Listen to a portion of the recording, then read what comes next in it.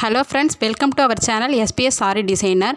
ஆரி கற்றுக்கணும் அப்படின்னா ஒரு பிகினராக நம்ம என்னென்னலாம் வாங்கணும் அப்படின்னு சொல்லிட்டு basic level Aari materials video already நான் அப்லோட் பண்ணியிருக்கேன். லிங்க் டிஸ்கிரிப்ஷன் பாக்ஸில் இருக்குது, போய் செக் பண்ணி பாருங்கள். இப்போது ஆரி திங்ஸ் வாங்குறதுக்கு முன்னாடி என்னெல்லாம் கவனிக்கணும் அப்படின்னு சொல்கிறேன். First frame selection.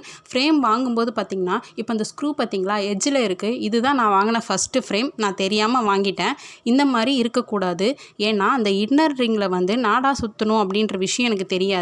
நான் அந்த நாடாவை சுற்றிட்டு திருப்பி டைட் பண்ணுறேன் அப்படின்னா என்னால் டைட் பண்ணவே முடியல. உள்ளே வந்து இன்சர்ட்டே ஆகலை. ஆக்சுவலாக வாங்கும்போது இப்போ நான் வீடியோவில் காட்டுற சைஸுக்காவது அந்த ஸ்க்ரூ வந்து வெளியில் நீட்டிகிட்டு இருக்கணும். அப்போ தான் உள்ளே வந்து அந்த இன்னர் ரிங்கில் நம்ம நாடாவை சுற்றிட்டு உள்ளே வச்சுட்டு இன்சர்ட் பண்ணிவிட்டு டைட் பண்ணும்போது நம்மளுக்கு வந்து உள்ளே இடம் கொடுக்கும். வாங்கும்போதே அந்த எட்ஜில் இருக்கும்போது இருக்கிற மாதிரி வாங்கிட்டோம் அப்படின்னா அது வந்து நம்மளுக்கு என்ன பண்ண முடியலன்னா உள்ளே வந்து இன்சர்ட் பண்ண முடியல. நான் என்ன பண்ணிட்டேன்னா ஃபுல்லாக ஃபேப்ரிக் க்ளூ அப்ளை பண்ணிவிட்டு எல்லாத்தையும் சுற்றிட்டு திருப்பி டைட் பண்ணுறேன். என்னால் டைட் பண்ண முடியல, வேஸ்ட்டாக தான் ஆகிடுச்சு. அதனால் ஃப்ரேம் வாங்கும்போது நல்லா பார்த்து வாங்குங்க. இன்னர் ரிங்குக்கும் அவுட்டர் ரிங்குக்கும் நடுவில் கேப் எதுவும் இல்லாத மாதிரி நல்லதாக பார்த்து வாங்குங்க. நெக்ஸ்ட்டு வந்து நீடில் செலெக்ஷன். துளி பார்க்கலாம். அதில் 13, 14, 23, 24ன்னு நிறைய சைஸஸ் இருக்குது. 14 வந்து பார்த்திங்கன்னா த்ரெட்டுக்கு, 13ம் த்ரெட்டுக்கு தான், 23 பீடுக்கு, 24 வந்து ஜர்தோசிக்கு அப்படின்னு தான் சொன்னாங்க. நானும் இந்த 3 நீடிலையுமே வாங்கி வச்சேன். ஆனால் பிகினராக இருக்கும்போது த்ரெட்டுக்கு வந்து 14 வந்து யூஸ் ஆகுது. ஆனால் இந்த 23யும் 24ம் எதுக்கு யூஸ் ஆகுதுன்னு எனக்கு தெரியல. ஏன்னா பீட்ஸுக்கும் ஜர்தோசிக்கும் நான் வந்து அயன் நீடில் மட்டும்தான் யூஸ் பண்ணுறேன். அதுதான் லோட் பண்ணுறதுக்கு வசதியாகவும் இருக்குது, சீக்கிரமாகவும் ஒர்க் பண்ண முடியுது. நீங்கள் த்ரெட்டுக்கு வந்து 14 நீடில் வாங்கி இப்போதைக்கு யூஸ் பண்ணிக்கோங்க. கொஞ்ச நாள் கழித்து நீங்கள் அயன் நீடில் யூஸ் பண்ண பழகிட்டிங்கன்னா நீங்கள் வந்து அதுக்கப்புறம் டுலிப் நீடில் யூஸ் பண்ண மாட்டீங்க. அயன் நீடில் வந்து அயன்றதால கொஞ்சம் வந்து துருப்பிடிக்கும். கொஞ்சோண்டு விபூதி போட்டுட்டு அதை க்ளீன் பண்ணிவிட்டு நீங்கள் யூஸ் பண்ணிக்கலாம்.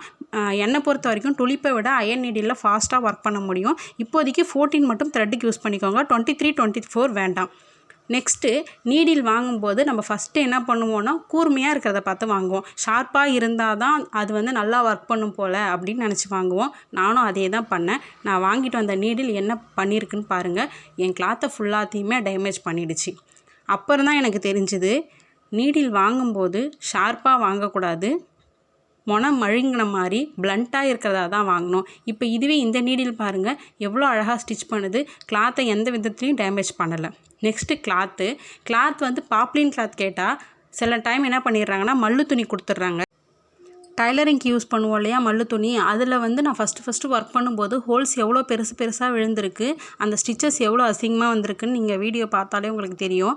அதனால் இந்த மாதிரி மல்லு துணி கொடுத்தாங்க அப்படின்னா அதை வந்து வாங்காதீங்க. பாப்ளின் கிளாத்து கொஞ்சம் குவாலிட்டியாக இருக்கும். இந்த மாதிரி ஹோல்ஸ்லாம் வந்து தெரியாது. நமக்கு நீங்கள் கையில் தொட்டு பார்த்தாலே கொஞ்சம் அந்த குவாலிட்டி பார்த்து வாங்குங்க. நெக்ஸ்ட்டு கட்பீடு. இந்த மாதிரி ஸ்மால் சைஸ் கட்பீடு வாங்காதீங்க. இப்போ அது வந்து யூஸ் ஆகாது. நிறைய கட்பீட்ஸ்குள்ளே வந்து நீடியில் இன்சர்ட் பண்ணால் போகவே இல்லை. அதுக்கு பதிலாக பார்த்தீங்கன்னா கொஞ்சம் பெரிய சைஸில் இருக்கிற இந்த மாதிரியான கட்பீடை வாங்கி இப்போ ஒர்க் பண்ணுங்கள். இப்போ வந்து அந்த சின்ன கட்பீட்ஸ் வந்து வாங்க தேவையில்லை. நெக்ஸ்ட் வந்து பார்த்திங்கன்னா ஃபேப்ரிக் க்ளூவுக்கு இப்போ நார்மலாக இருக்கிற இந்த ஃபேப்ரிக் க்ளூவே போதுமானது. ஆரி க்ளூ தேவைப்படாது. இந்த க்ளூ வாங்கினாலே இப்போதைக்கு போதும். இந்த வீடியோவில் ஆரியை பற்றி எதுவுமே தெரியறதுக்கு முன்னாடி நான் என்னென்ன பொருள் வாங்கி வேஸ்ட் பண்ணேன் அப்படின்றத சொல்லியிருக்கேன். நீங்கள் ஆரி மெட்டீரியல்ஸ் வாங்குறதுக்கு முன்னாடி இந்த வீடியோ உங்களுக்கு யூஸ்ஃபுல்லாக இருக்கும்னு நினைக்கிறேன். தேங்க்யூ ஃபார் வாட்சிங்.